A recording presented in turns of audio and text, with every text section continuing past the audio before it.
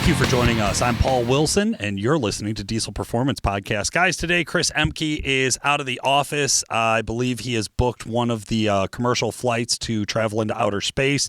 So really cool for him. We're all really excited. If you see him at UCC, make sure to bring that up. He's dying to talk about it.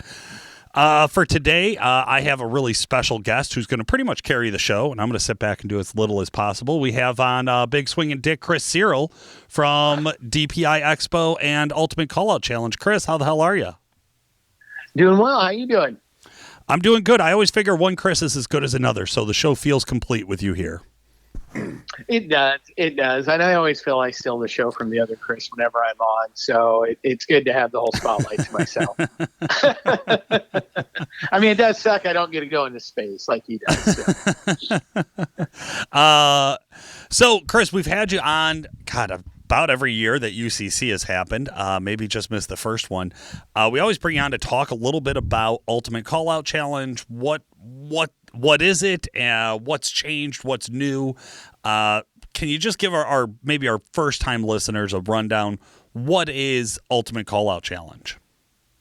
Yeah. So obviously the Ultimate Callout Challenge, well, what it started as and what it's obviously grown into are slightly different, but obviously the Ultimate Callout Challenge is we call out some of the best drivers in the diesel industry, and we have them bring their team in one truck. And basically that team and that one truck has to compete in three different events: drag racing, the dyno, and the sled pull. And we see which team has the best all-around truck that happens. That's how the UCC got started. Obviously, since then, it's obviously evolved. And now we bring out Firepunk and the ODSS, and we have them out there at the event. We have a giant show and shine. We have a fan dyno. We have started last year, but this year, we had Fleece come on, and we have a fan sled pull and a burnout pit. So just year after year, this continues to seem to grow, and we try to add more and more stuff so that fans that have been there since 2016, every year they come back, there's something new, something bigger, something greater for them to see. I love that. What a great description. Ultimate Callout Challenge. This is I've heard it called the Mecca of diesel. I describe it as the biggest show in all of diesel performance across the world, and I would put that up to any contest who wants to. It is absolutely unfathomable to imagine the amount of horsepower at this show, the amount of blood, sweat, and tears and money poured into these trucks just to put on a spectacle for a 3-day event. It's mind-blowing, absolutely mind-blowing. Yeah, we appreciate, I say this every year. There aren't words to describe the type of commitment it really takes these teams, these drivers, and what they put these trucks through to put on that performance for the fans every single year.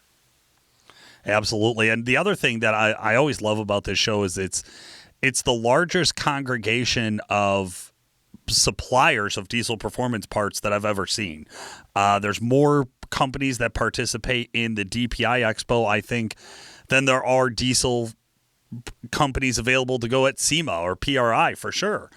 Can you talk a little bit about the DPI Expo? Yeah, I totally agree with you. We've talked many times that the success behind the UCC and the DPI Expo has always been the competitors, the fans, and then obviously the industry. The event wouldn't be as big as it was without the industry. And again, the industry has came behind us and is supporting again. We have over 100 different vendors that will be there, all in the diesel industry. Starting obviously with our title sponsor, AMSOIL, and moving on to our presenting sponsor, KT Performance. We have sponsors that have been there since the very beginning, Industrial Injection, Fleece, Fast, AirDog, Edge, all of them coming back around. Great companies like Hot Shots to wheel companies like JTX Forge. We even have competitors that not only compete, but then they bring their team out and actually run a booth like AC Turbos. Charlie's competed every single year, and he brings a team out to run a booth at the event on top of his pit crew to do that. Year after year, being in the backyard of Fleece Performance, their team always is there. Staff from Fleece come out, volunteer to help with the fan dyno and the sled pull every single year. So it's amazing to see the industry and the community come together to help this show be as big as it actually is. Absolutely. No, well said. Well said. One of the things that I think is always funny about the competitors is we kind of see this flux throughout the years, where when it started, it was a lot of guys building all-out trucks. The truck, there's several guys like Levon used to tear the truck down every night and rebuild it for the next day's competition. There's other guys who have done very similar of, tearing the truck apart or swapping this or swapping that. Single turbos, twin turbos, triple turbo kits. I know on drag race day, there's always a competitor who starts off with more turbos than what he ends with. Things like that. So we've seen that dedication out of the team. But nowadays, we're starting to see more and more drag racers who are having to learn how to sled pull at the end of this. We're not seeing as much of the major truck modifications. Can you kind of just talk about the evolution of that, or why you think have the trucks gotten more dialed in to where they show up and they're more well-rounded? That's a hard question for me to answer, just because I don't get under the wrench like these teams do. But I think from my perspective, I think it is. I think it's that evolution of, like you said, the diesel industry as a whole. It's just continued to dial in. You have those competitors that are back year after year. Your Charlie Fish, your Chris Buttigieg, your Robbie Garcia, your Chris Patterson, your Brian Chu. They come back, and each year they learn a little bit more. And I know I'm missing people. There's so many. But on the other side, the nice part is the UCC's been around long enough. We're starting to see like new blood come in, and people that really want to try to do that. Maury is one of our new guys that's coming in. It's his first year out doing it. There's a bunch of different rookies coming in. I wish I knew the answer to it. I really don't, but I just love the fact that there's still that passion for not only veterans, but for the next generation coming up wanting to be a part of it. And that's exciting. Absolutely. Yeah. It is always surprising to me to see what these trucks are capable of and the boundaries that these guys are willing to push. For years, we heard about the chase for 3,000, right? Nobody saw 3,000 at the wheels. Levon got close, never got there. A lot of other guys, Derek Rose got close, never got there. Then there was the scuttle around Chris Patterson hitting it, but there was questions about the dyno. Then he's done it, I believe, a couple times since. Then Ziegler showed up and broke the 3,000, blew past the 3,000 on the dyno at UCC. Listeners, we did a great interview with him. If you want to go back and listen to him talking about seeing nothing but the sky while strapped down to a dyno, go ahead, give it a listen. Have you heard any new buzz now? What's the big push? Or is it coming maybe back over to the drag race this time, and we're going to see somebody break records? Because we've seen that the last few years as well. Yeah, it bounces all around. It really kind of. The thing is with the UCC is where there are the three different disciplines with it: the drag racing, and the dyno, and the sled pull, and our scoring system that our internal guy Aaron Baldry came up with, where it actually scores them, on how great of a distance between first, second, third, fourth, and fifth is. It really changes the dynamic of how each competitor approaches the event. What we've seen in the past and what I think we'll see again is if obviously a competitor is heavy on the drag racing side, they're going to really hit the drag racing, where if you have a sled puller, they're going to really look at coming back at the last day and stealing those points away. And the nice part is whether you're a drag racer or you're a sled puller, having that dyno puts that nice middle ground in it. So that dyno always seems to be that nice little cherry on top that, whoever can come in there and get a nice solid number really puts themselves in a great position for day 3 of the UCC. So it will be interesting to see this year. You know, we've got a lot more trucks getting closer to that 3,000 horsepower. So that dyno becomes more and more competitive as we get more and more trucks getting those big numbers putting down.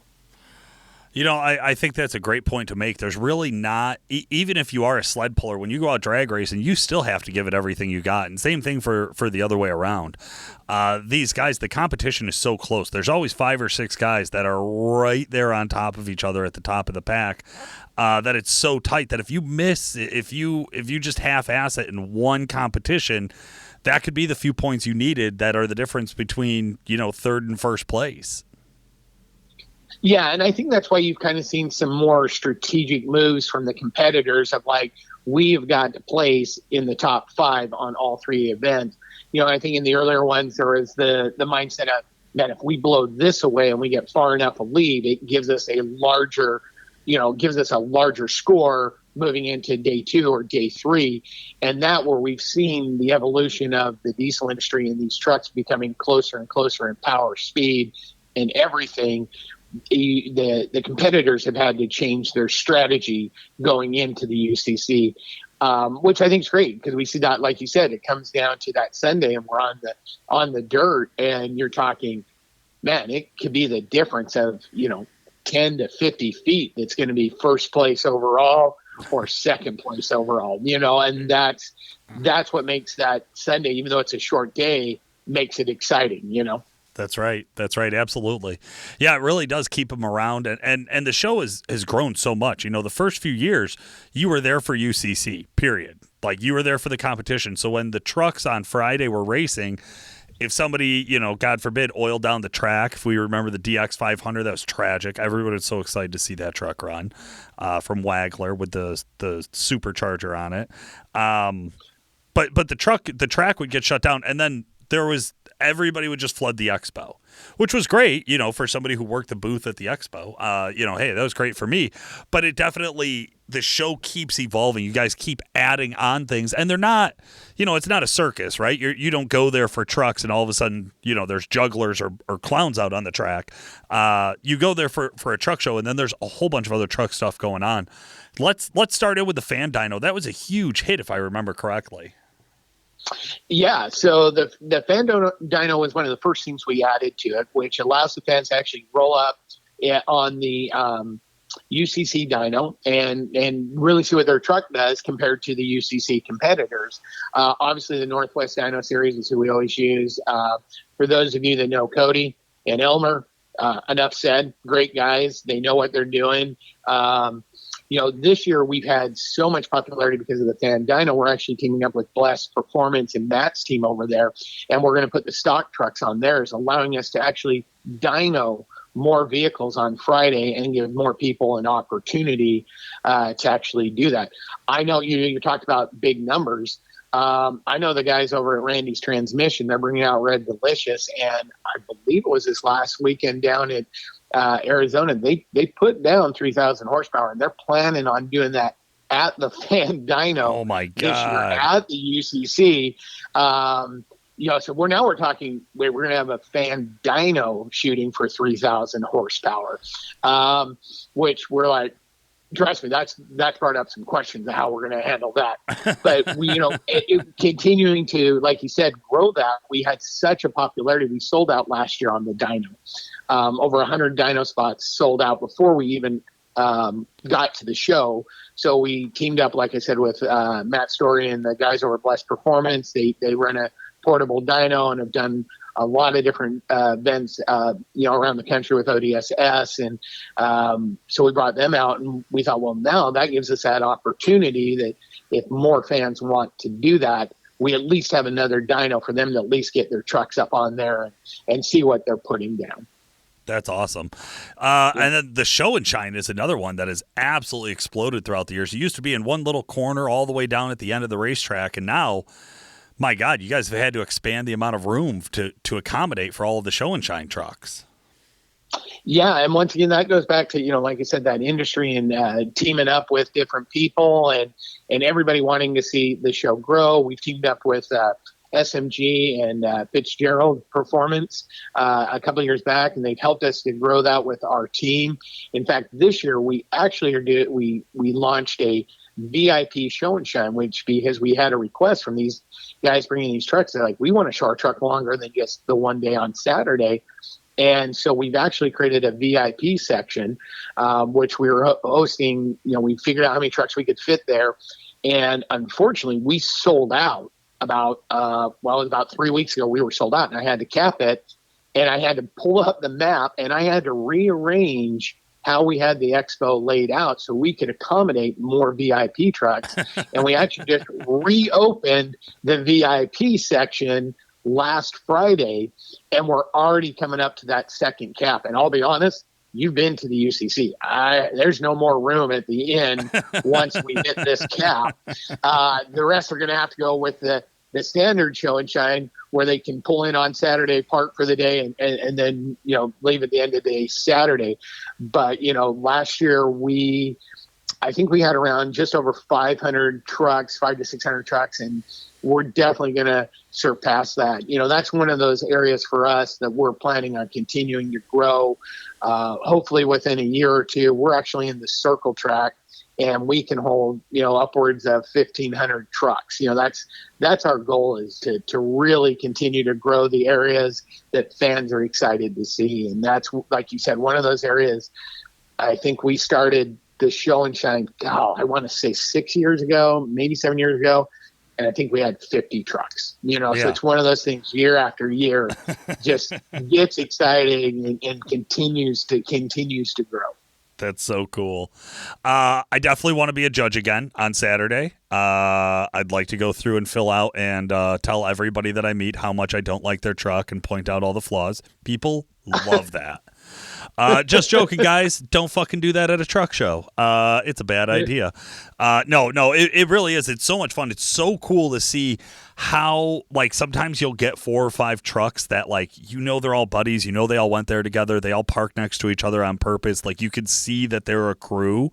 And it's funny because you'll see that they all have a very similar style. And then you'll go 2-3 trucks down and you'll see the same thing, but a totally different style, even if it's the exact same style trucks. So I always love to see kind of how that ebb and flows throughout there. And I mean, there's some that are ridiculous. There's some that are tastefully modified. There are some that are so stupid I might have been the one to design them.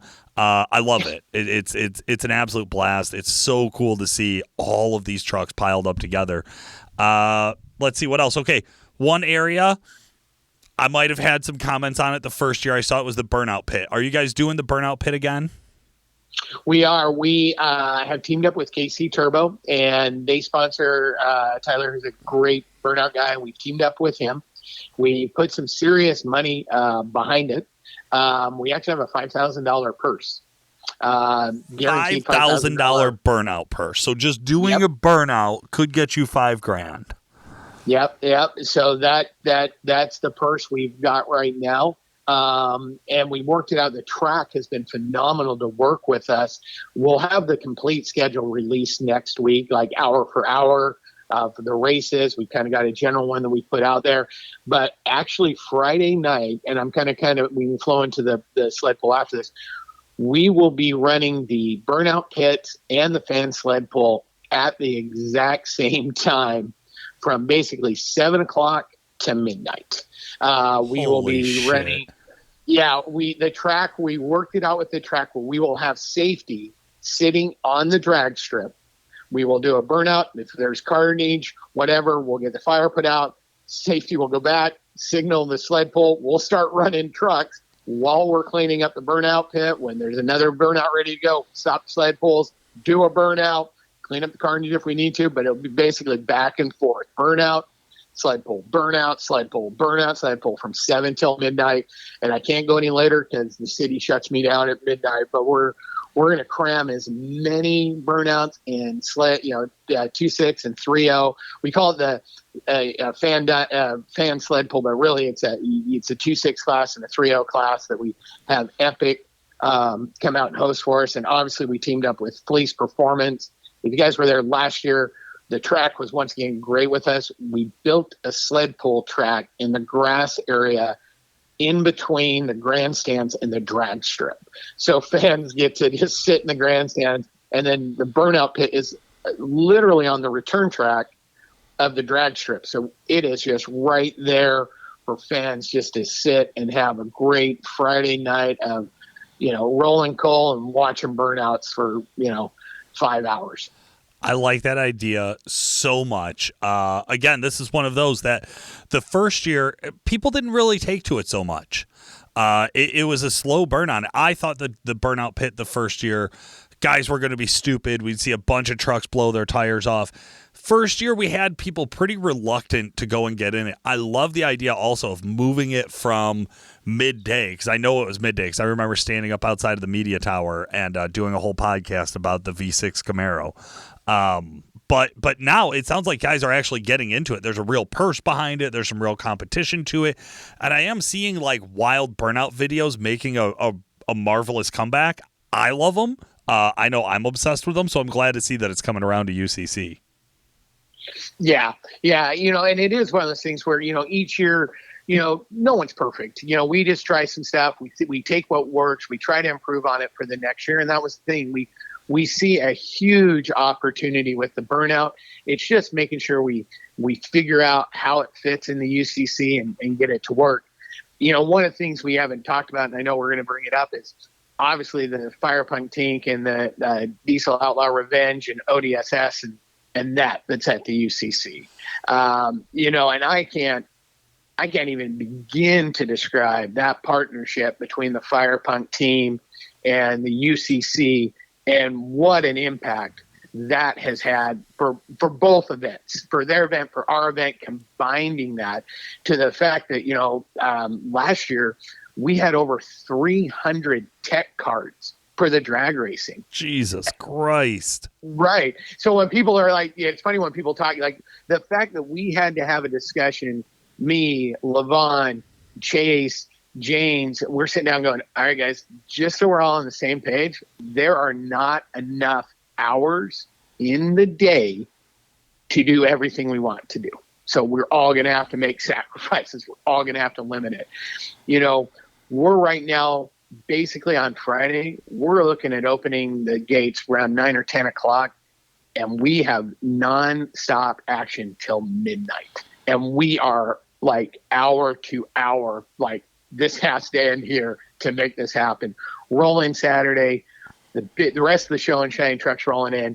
We're starting once again first thing in the morning, 9 or 10 o'clock in the morning, and we are scheduled for drag racing, dynos, the show and shine all the way to 10 o'clock Saturday night. We obviously had to leave a buffer just in case, drag racing goes a little bit later since I got to shut the track down at midnight. But we're already planning, both the UCC team, the Fire Punk team, everybody that's participating, like Friday and Saturday, dusk till midnight. Like we're already planning that we are going to have stuff going on till midnight. And, like I said, you talk about the teams, and I don't want to take anything away from the teams and what they put into that, but the support we get from the volunteers, like I said, that industry fleece, Fire Punk, AMSOIL, I could list that whole list, and the contributions that these companies do to make this great and stepping up. And man, even the vendors, that you've been a vendor there, and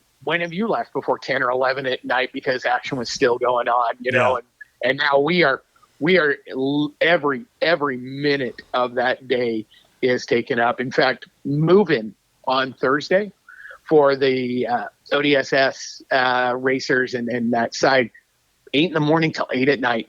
Like we're talking 12 hours of moving on the day before just to get everybody situated. And you've been there and we have 2 gates moving in. I mean, that's kind of the fun part is people don't get to see that on Thursday.